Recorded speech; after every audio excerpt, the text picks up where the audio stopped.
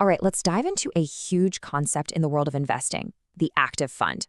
And it really all boils down to one single powerful question. I mean, that's it, right? Can you actually hire a pro, someone who lives and breathes this stuff, to get you better returns than just the market average? That is the fundamental promise of what we call an active fund. So let's break down what that really means. So, what exactly is an active fund? Well, think of it like this. You've got a professional manager sitting in the driver's seat. Their entire job, their whole mission, is to use their expertise to handpick investments, stocks, bonds, whatever, with one main goal: to do better than the overall market, better than a benchmark like the S&P 500. And that brings us to maybe the most important part of any active fund.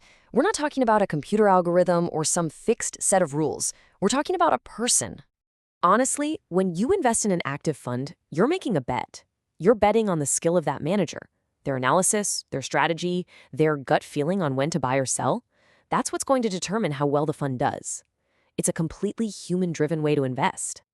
And this really gets to the heart of what a manager does. The key word is freedom. They build the entire portfolio from the ground up, making active buy and sell decisions based on their own research. And here's the crucial part: they don't have to follow an index. If they think a certain industry is about to take off, they can load up on it. If they think a really popular stock is way overvalued, they can dump it. They get to be the pilot, not the autopilot. So, with all this skill and all this freedom, what's the ultimate objective? It's not just about making money. It's about making more money than the average. It's all about outperformance. And this slide really shows the night and day difference between active and passive investing.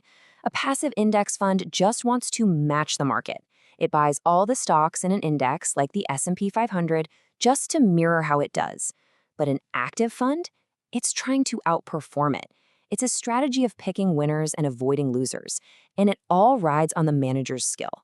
One wants to be the market, the other wants to beat it. The idea of beating the market sounds amazing, right? I mean, who wouldn't want that? But, and this is a really big but, that potential doesn't come for free. There's a huge trade-off that every single investor needs to get their head around, and it all comes down to cost.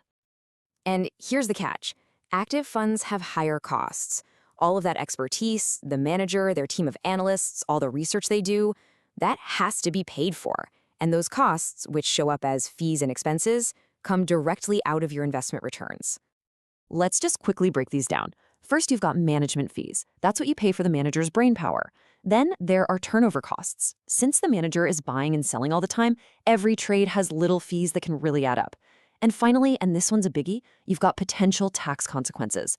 Every single time that manager sells a stock for a profit, it can create a capital gains tax event, and that tax bill can get passed right along to you, the investor.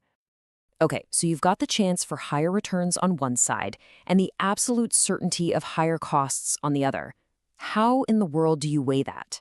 Well, before you even consider putting a single dollar into an active fund, there are a couple of things you absolutely have to do. It sounds simple, I know, but it is so vital. The fund's prospectus is basically its rulebook. It tells you everything, its goals, its strategies, and all the fees. Then the shareholder report shows you how it's actually been doing. Look, you wouldn't buy a car without looking under the hood, right? It's the exact same idea here. And this really is the bottom line. This quote from investor.gov says it all. The challenge for an active fund isn't just to beat the market. It's to beat the market by a big enough margin to cover all of its higher fees and extra costs and still leave you with a better return than a simple, super low-cost index fund. That is a very high bar to clear.